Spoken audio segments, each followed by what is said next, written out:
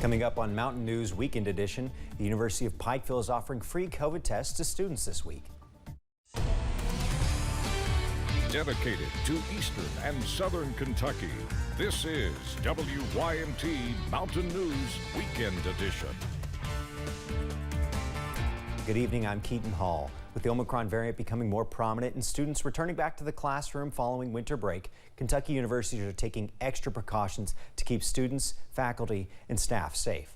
WYMT's Alyssa Williams spoke to healthcare professionals in Pike County about the University of Pikeville's recent safety effort. Following the return of students from their winter breaks, the University of Pikeville is keeping the health of students, faculty, and staff in mind. It's certainly going to have a big impact for the community and for the University of Pikeville. The University of Pikeville has partnered with Wild Health and the Pike County Health Department to offer free COVID-19 testing for students, staff, and community members. With the Omicron variant concerns, the return of the university students, as well as recent holiday gatherings, public health had determined that it was quite possible an increase, maybe a temporary, but an increase in testing availability would be needed for the community. Public Health Director at the Pike County Health Department, Tammy Riley, says COVID testing is just one of multiple safety precautions students should take as they return to classes. First and foremost, I'm going to say get vaccinated. That is the best tool that we have in our toolbox to fight this virus. Riley adds that masking up when social distancing can't be maintained and ensuring classes are well ventilated are some other great ways to combat COVID. I know it's very cold out, but if you can crack a window, keep the fans moving, wash your hands frequently, and then, of course, if you're sick, stay home. Stay in your dorm room, stay home, stay in your apartment. Helping to keep students, faculty, and staff safe during the return to campus. In Pikeville, Alyssa Williams, WYMT Mountain News. UPike's free COVID-19 testing event will continue Monday through Thursday from 1 to 6 p.m. at the UPike Fitness Center in downtown Pikeville. The remains of a man found in 2019 have been identified. The remains found by a land surveyor near Chimney Rock Road in Hazard were sent to the Kentucky State Medical Examiner's Office in Frankfort, then transported to Forensic Anthropology Center at the University of Tennessee. With the help of the KSP DNA testing and suspected family members providing DNA for comparison, the Perry County Coroner's Office was able to confirm the individual was George Feltner of Chimney Rock and Hazard. No foul play was expected. Now, county officials are playing catch-up after severe flooding and heavy snow. Roads are being plowed, damage is being assessed, and community leaders are hopeful the worst has passed. Knott County Judge Executive Jeff Dobson says thankfully no one was hurt or killed by the weather. He adds only one family had to be escorted out of their home.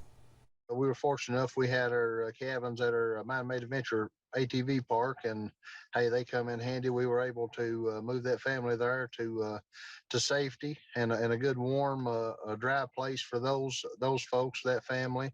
Dobson says they only have a limited number of crews to work with.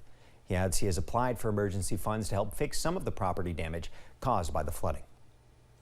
Temperatures reached the mid to upper 40s today, and that caused a bit of melting after our area's big snowstorm on Thursday afternoon.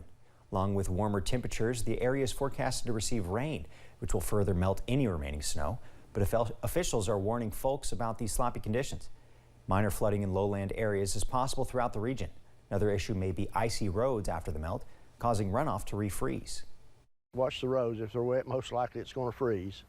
I think they'll probably be out spot treating roads. They usually do that. So that's a plus if they can spot treat those slick areas.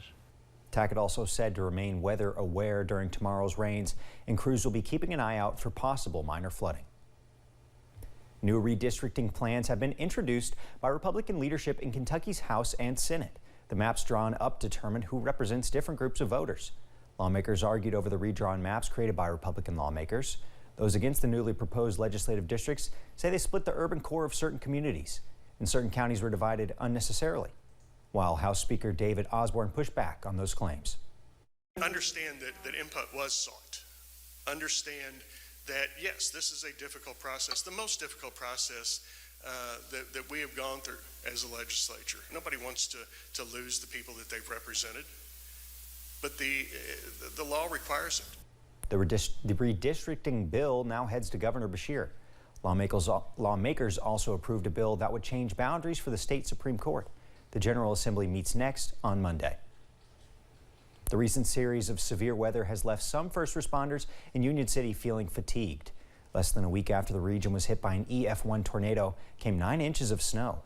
Now the threat of flooding. Marty Sewell is with the Union City Fire Department. Yeah, there was a huge pine tree across the street there at the church. It's been there since I can remember, and it got taken out with the tornado. Homeowners in the city were still recovering from the previous storm when the snow came through. Now the threat of flooding overnight is not making things any easier for recovery. Staffing shortages at hospitals is only making battling Omicron that much harder.